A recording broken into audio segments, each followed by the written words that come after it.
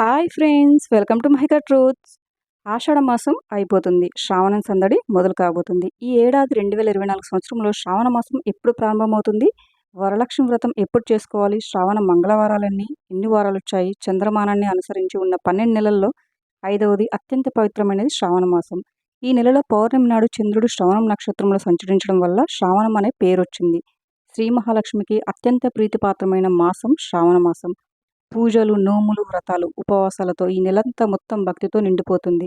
ఆషాఢంలో మొదలయ్యే శక్తి పూజకు కొనసాగింపుగా శ్రావణంలో మరో రూపంలో అమ్మను ఆరాధిస్తారు.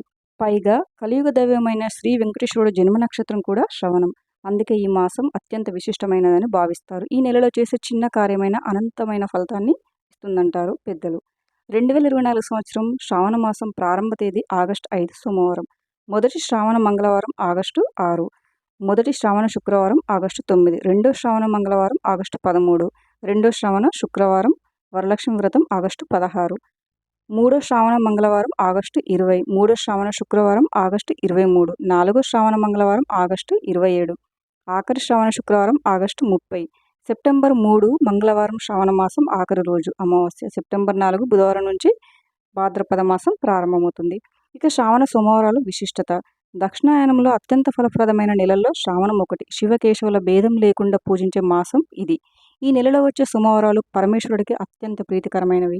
సాధారణంగా శివయ్యకు సోమవారాలంటేనే ప్రత్యేకం. కార్తీక మాసం శ్రావణంలో వచ్చే సోమవారాలు మరింత ప్రత్యేకం. ఈ నెలలో సోమవారం రోజు రుద్రాభిషేకం, బిల్వార్చన చేస్తే అత్యంత శుభప్రదం అంటారు పండితులు. ఈ మాసంలో వచ్చే సోమవారాలలో పార్వతీదేవికి కుంకుమ పూజ చేస్తే 5వ తనం కలకాలం నిలుస్తుందని విశ్వసిస్తారు. శ్రావణ మంగళవారాలు వివాహితులకు అత్యంత ప్రత్యేకం. కొత్తగా పెళ్ళైన అమ్మాయిలు ఈ నెలలో మంగళగౌరి వ్రతం చేసుకుంటే దాంపత్యంలో సుఖ సంతోషాలు ఉంటాయని, తాము ఎప్పుడు సుమంగలిగా ఉంటామని విశ్వసిస్తారు.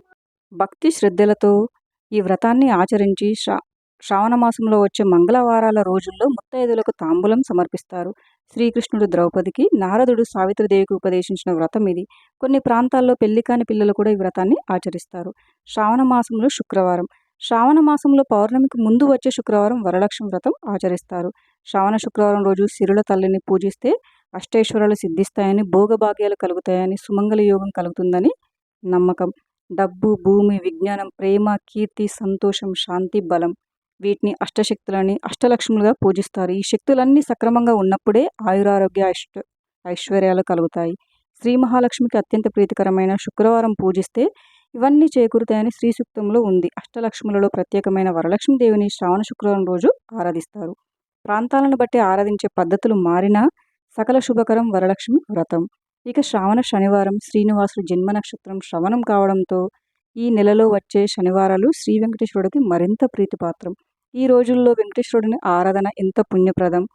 మీ ఇంటి ఇలవేలుపును పూజించడం సర్వశుభాలను చేకూరుస్తుంది. శ్రావణ శనివారాల్లో ఉపవాసం ఉండి శ్రీ వెంకటేశ్వర స్వామి ఆరాధన, దేవాలయాలు ప్రదక్షిణలు చేస్తే కోరిన కోరికలు నెరవేరుతాయని భక్తుల విశ్వాసం.